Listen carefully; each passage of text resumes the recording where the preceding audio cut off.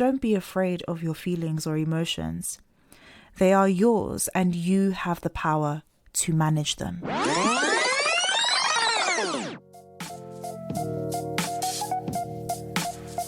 Hi, my name is Davina Oriaki. I'm an independent singer-songwriter amongst other things, and now I'm a podcaster. And this is the Life, Love and Affirmations podcast with me, Davina Oriaki. Thank you all for all the listens, the downloads, the shares on the previous episode. It really does mean the world to me. I see the messages, I see the tweets, I see the reposts on Instagram, and I ask you to keep them coming. I'm so glad that these episodes add value to you. Continue to use the hashtag #LA with Davina. So in today's episode, I will be talking about emotional vocabulary, which is something that has honestly changed my life. This is inspired by a number of things, honestly. Inspired by my experience in therapy, actually, which I will get to talk about a bit more later on. So in the first segment, I will be talking about what emotional intelligence is, what emotional vocabulary is, and how a robust emotional vocabulary improves your emotional intelligence. Second segment, I will be talking about how we can expand our emotional vocabulary and ways I have been able to expand my emotional vocabulary and how I found out about it through therapy. So let's get right into it. So what is EQ? Or emotional intelligence? I understand it as the capacity to be aware of, or the ability to be aware of, control and express your emotions, and how to handle interpersonal relationships objectively, graciously, empathetically, and judiciously. The ability to identify, assess, and control the emotions of yourself or of others and of groups. It is something that I feel like it needs to be developed and strengthened over time. And I also know to be true that it is a lifelong process. It's not a matter of studying for an exam, passing it, and then that's it. You continuously need to learn emotional intelligence and strengthen your emotional intelligence, which is the most comforting and humbling thing about it because it just doesn't stop. And emotional vocabulary, which is what I'll be focusing on in this episode, is the collection of words you use to express your feelings and reactions to events. And I'm sure that we can all agree that when you have a large vocabulary in any language that you speak, it makes you more articulate and able to express yourself precisely.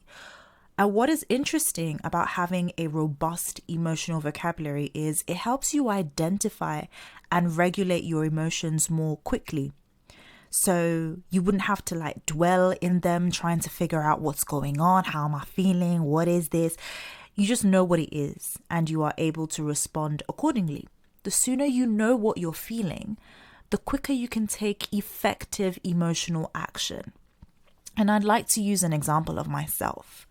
A few weeks ago, when I should have recorded this podcast, I got into a very heated argument with a family member. It was not a funny something. And after that argument, I couldn't eat for at least 2 to 3 days. Everything tasted bitter. I couldn't even swallow water, to be honest. It was on the second day, I think, that I realized, I have no appetite. And so I sat down and I thought, why is this so? And I believe, improving your emotional intelligence and increasing your emotional vocabulary has a lot to do with self-reflection, which I will talk about more later on in this podcast. But while I was going through what I was going through, I had to settle down and think, why am I feeling this way? What is this feeling? I know I had an argument, but I'm not angry. I wouldn't use the word angry. So I sat down and I thought about it, self-reflected, and I realized that I was just unable to relax. And with more digging, I realized that was because I had so much more that I wanted to say in that argument, because I was ready to cuss this place out. I was ready to, you know what I mean? But because of respect, I had to hold back a lot of things in. And that made me so tense, and my body was reacting to the aftermath of this argument. So I was not angry. I was no longer annoyed, but I was tense. So when I realized that, I didn't force myself to eat because I knew that because I was tense, if I forced myself to eat, I would probably throw up. So I did some searching and I thought, okay, I can't say how I feel because it will cause another uproar, which I cannot take right now. I can't handle. So what do? So I decided to say something. I didn't say what I wanted to say during the argument, but I thought if I said something to this family member about how I'm feeling, it might help.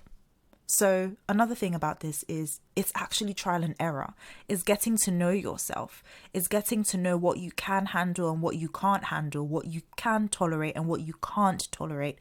And so I knew I couldn't tolerate another argument, but I needed to just let some words out of my system.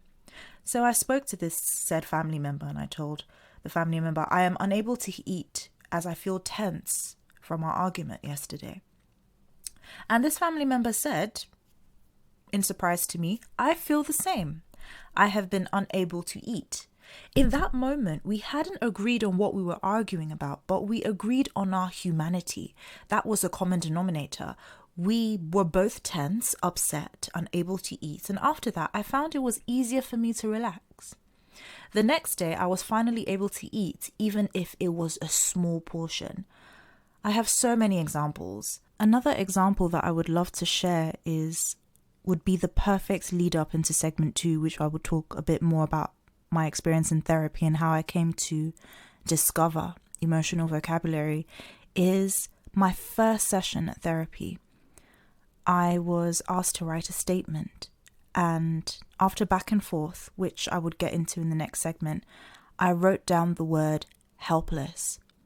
And that word, I had never used it before.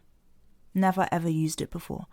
And it was so accurate and apt because I was in a state of depression and anxiety that I felt I could not get help for. My parents would tell me to pray it away, and it wasn't a practical thing to tell someone to do. And I couldn't solve my problems on my own. I needed support. My friends were not in a position to support me.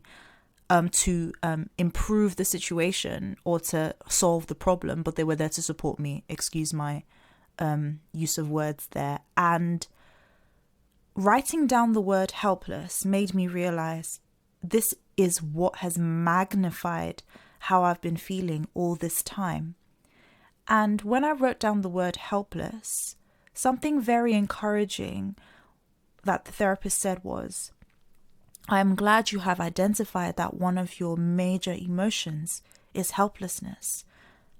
But I'm here to tell you that you're here now, and therefore you will be given help. And because I was so nervous to be in that therapy session, which I will explain why I was very nervous, as you could understand why, is because I needed help and I didn't know how to get help, but I was there in that moment, and the therapist reminded me that you are here now, and so therefore you would be given help. And just being able to identify and use that word to describe one of the main emotions I was feeling was comforting. I feel like when you're able to name something, it becomes smaller, or at least it becomes the size that it is. When you aren't able to name something, you go back and forth, or you go round in circles, or you're dwelling in a specific spot where it seems magnified, it seems overwhelming, it seems challenging, it seems complex. But when you're able to name something, it simplifies that, which is the power of having an improving or robust emotional vocabulary. You know what? I think this is a good time to end segment 1, but I would love to hear your own examples, and I'll tell you how later on in the episode. But for now, let's move on to segment 2.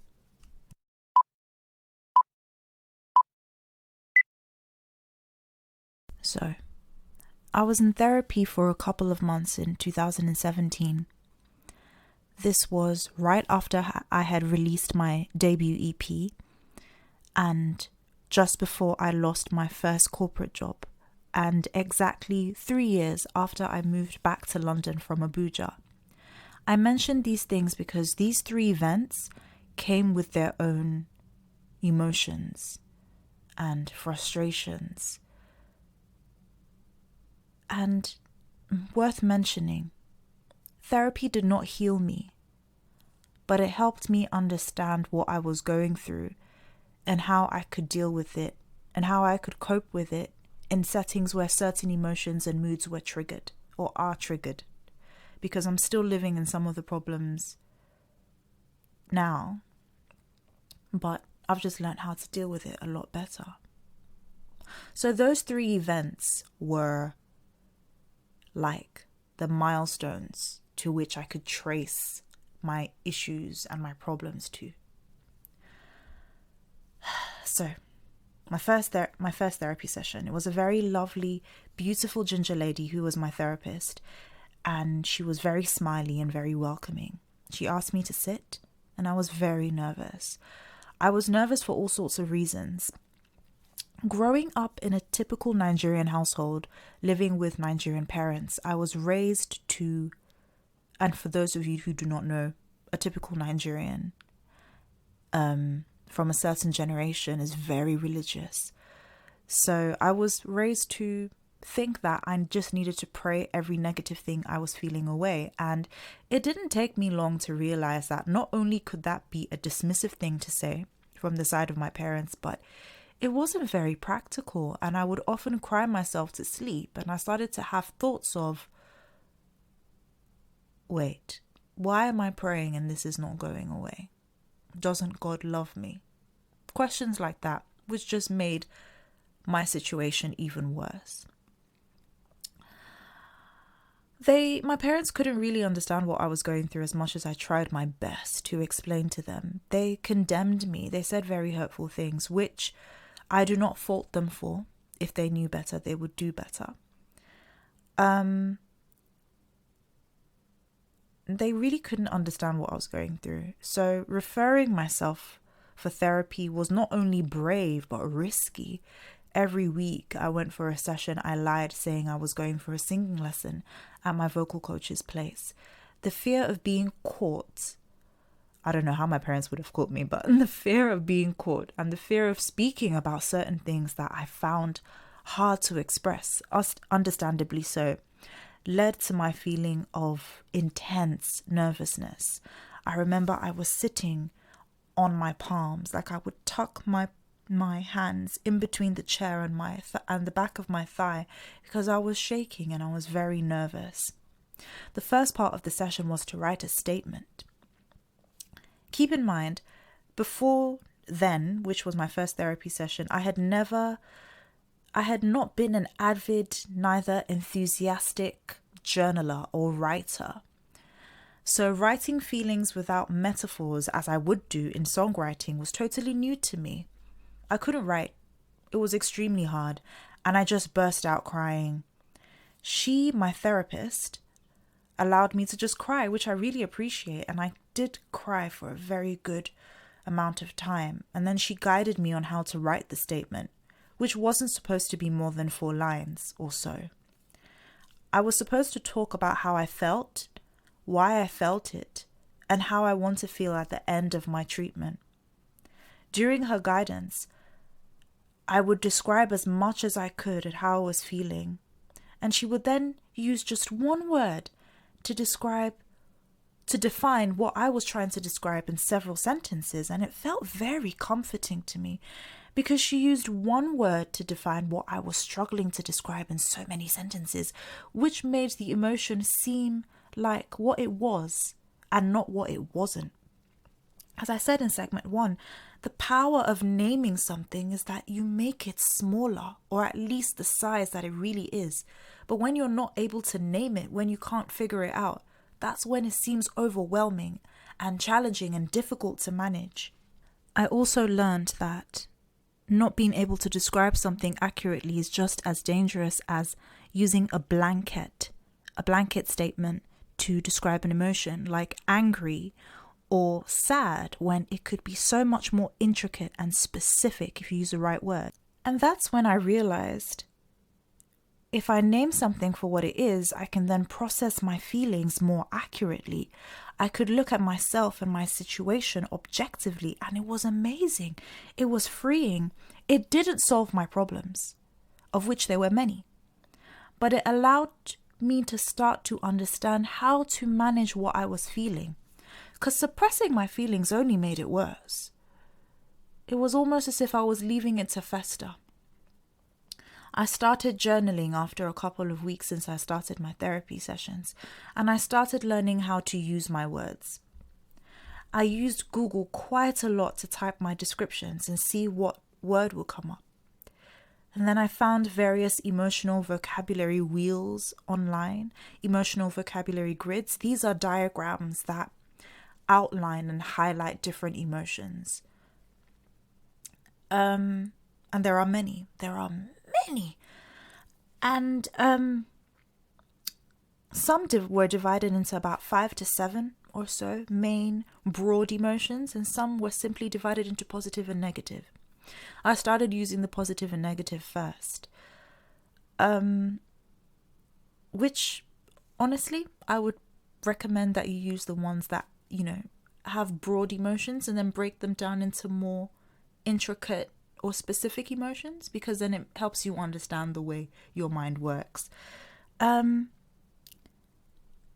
it allowed me to track, those diagrams allowed me to track whether or not I was naming my emotions correctly. Was I angry, or was I just slightly irritated? Was I annoyed, or did I just feel truly frustrated? Was I happy, or was I just satisfied? Was I nervous, or was I just slightly unsettled? Over time, I began to notice that as my emotional vocabulary grew, my empathy grew as well, which leads into emotional intelligence. I've always been a sensitive and empathetic person by nature, but I can confess that when certain people in my life were not able to express themselves verbally, I get frustrated and I get angry at them. So now, with my more vast emotional vocabulary, I could identify what they were feeling, thus making me more empathetic. And honestly, that has improved my relationships with people. Because now, with a more robust emotional vocabulary, which I'm still expanding on, I'm able to identify what they're feeling, even if they are not able to express it. And then I help guide them just the way my therapist was able to guide me. I am not a therapist, but it has just really helped me. So if you take away anything from this podcast episode, let it be this. Write down how you feel. Describe it. Find the right word for it using Google. Then find an emotional vocabulary wheel or grid online and use it to understand yourself. Don't be afraid of your feelings or emotions. They are yours, and you have the power to manage them. If you have any questions or you just like to connect with me, email me, hey@davinaoriaki.com, and in the subject line, type in podcast. Send me a DM on Instagram. I am @davinaoriaki. Tweet at me @davinaoriaki. And if you would like, which I would really appreciate if you do, use the hashtag #LA with Davina. I hope this podcast has been of some value to you, and I hope you can take something away for it. Please do share. Please do share with your loved ones. I end this podcast episode with closing affirmations, which focus on your power over your emotions. What I would like you to do is repeat these affirmations in the present tense. Close your eyes while you do it if you can, and believe what you are saying. Breathe in and breathe out. And receive. I am loved. I am special. I am healthy. I am sound. I am bold and courageous. I am at peace. I am joy. I am passion. I live in abundance and all my needs are being met. I have the spirit of love, of power, and of a sound mind within me. I am aware of my emotions. I am alert to the feelings of others around me. I pick up on mood changes in myself easily. I reason with my emotions. My emotions are under control. I manage my feelings easily. Understanding my emotions comes easily to me. I respond appropriately to my emotions. I respond graciously to the emotions of those around me, and judiciously. I am confident in my emotional perception. I intelligently evaluate others' sentiments. I am emotionally aware. My emotions are manageable. My ability to get along with others is constantly improving. I assess the emotions of my peers judiciously. I am able to build stronger relationships with others. I am naturally attentive to my emotions. I am tuned in to the feelings within myself. I manage my emotions with ease. I naturally know my emotional boundaries, and I confidently guard my emotional boundaries. I am tuned into my emotional well-being. I have full confidence in my emotional judgment, and my emotions are easy to dissect. I am loved. I am special. I am sound. I am bold, I am courageous, I am whole, I am worthy. I manage my emotions with ease. I manage my emotions with ease. I am able to identify my feelings. I am able to process my feelings in a healthy manner. I know my emotional boundaries, and I confidently guard my emotional boundaries. I have full confidence in my emotional judgment as I grow in my emotional intelligence. Emotions are easy to dissect. I am able to manage my emotions. I have power over my emotions. I manage my emotions. Thank you so much for listening to the very end of this podcast. It has been such a pleasure and delight being with you. Please do not hesitate to reach out to me. Do not hesitate to share this podcast with your loved ones. And you can download this podcast from my website, davinaoriaki.com/podcast. And I cannot wait to be with you again.